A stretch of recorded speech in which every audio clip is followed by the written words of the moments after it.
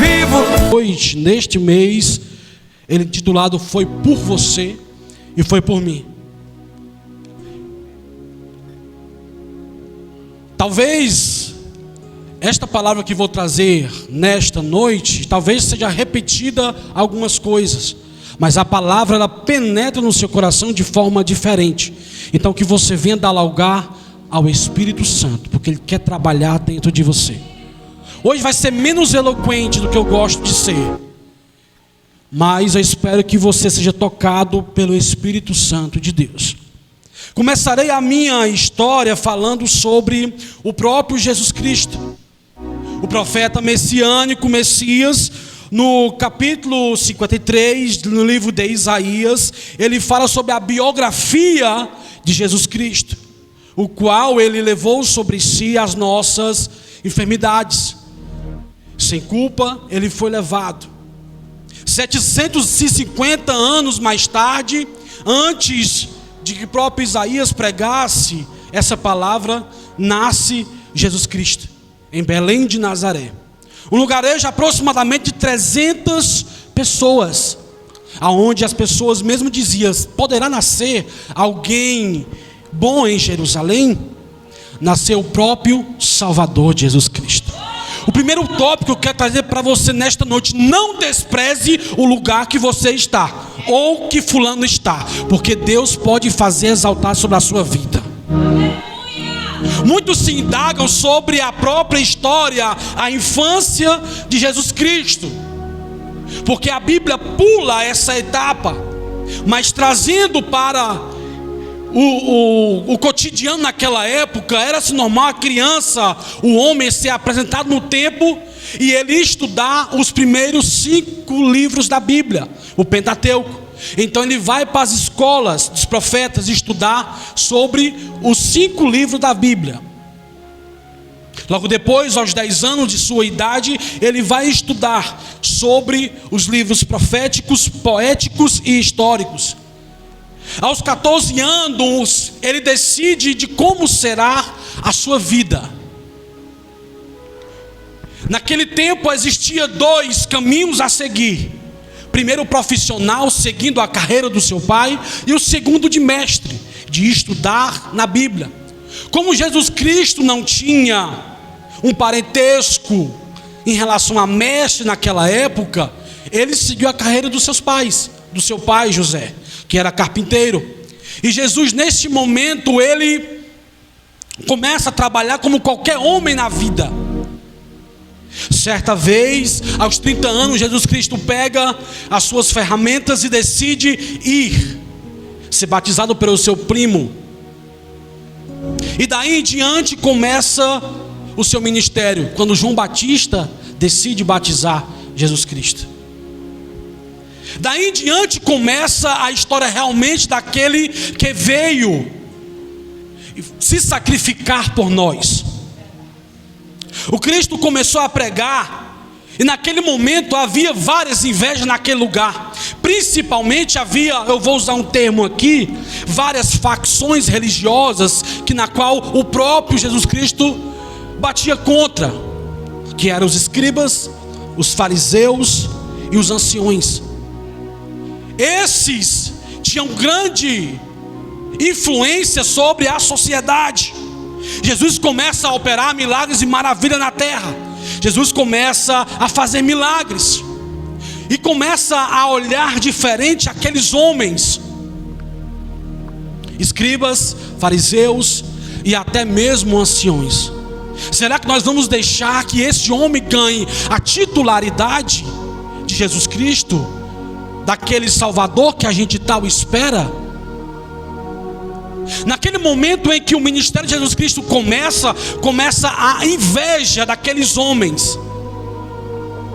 Na primeira pregação de Jesus Cristo, vários desses anciões, escribas, fariseus e anciões planejaram a morte dele.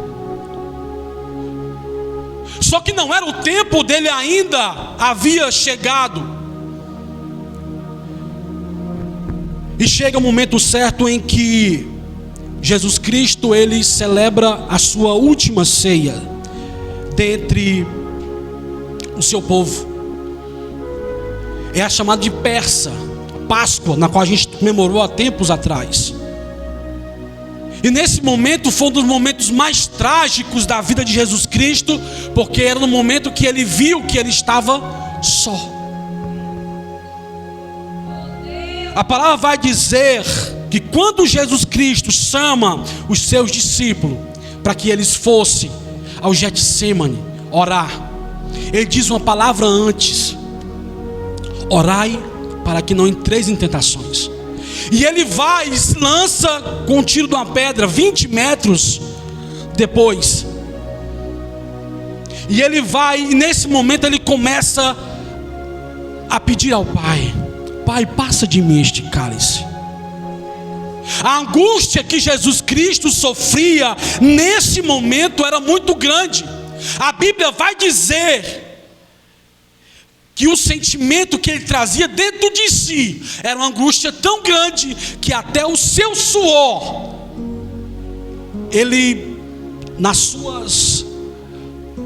quando era para sair o suor, saiu no lugar de sangue. Só existiu 3 pessoas na história, ao longo da história, que aconteceu isso. Os médicos costumam dizer que quando o corpo do ser humano chega a esse período de êxtase emocional, de ansiedade, a pessoa não morre, a pessoa morre, quer dizer. Só existiram 3 pessoas no mundo que aconteceu isso. Uma foi uma freira, outra foi uma menina na Segunda Guerra. As 2 morreram, mas o terceiro foi Jesus Cristo, que esse ressuscitou.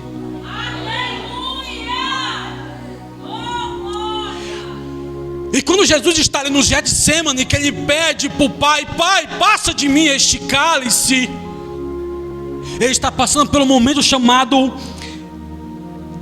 vitupério.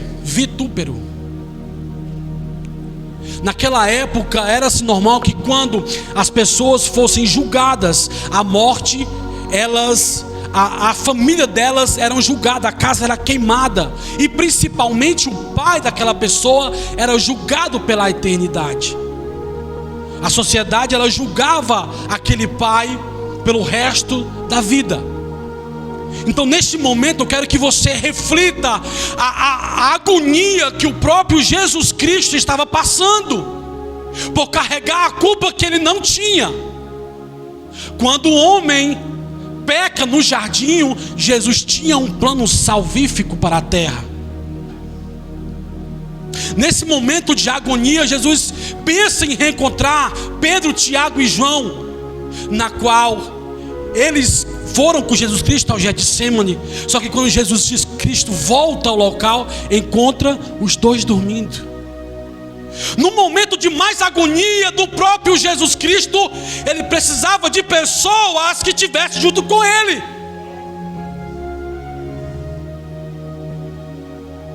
E quem de nós que às vezes não dá um sono na igreja, mas é o inimigo que trabalhava na vida daqueles apóstolos, daqueles discípulos. Então vamos vigiar, querido. Ao passado esta fase, Jesus Cristo sabia do que ele iria passar. Ele sabia do que o beijo que Judas deu no rosto dele trazeria uma consequência para o resto da vida. E Judas vende Jesus Cristo. Aqui no livro de João 18 vai falar que Jesus Cristo estava preso naquela prisão. E aqueles discípulos que foram visitar, que foi o próprio João e Pedro era o próprio amigo da prisioneira, da pessoa que estava encarregado naquele momento pela guarda de Jesus Cristo.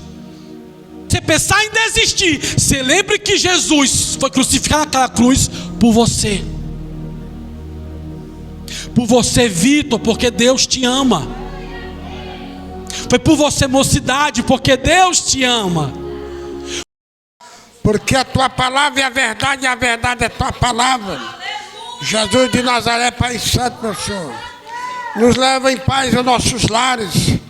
nos dás uma boa noite, meu Pai, para amanhã nós possamos falar que nem teu servo Davi dizia: eu dormi e acordei, porque o Senhor me guardou. Glorificado seja teu santo nome, glórias a Deus, aleluia. Que a graça do Senhor, Deus Pai, a unção do Espírito Santo esteja conosco hoje e amanhã eternamente. Amém, irmãos? Amém. Então, em nome do Senhor.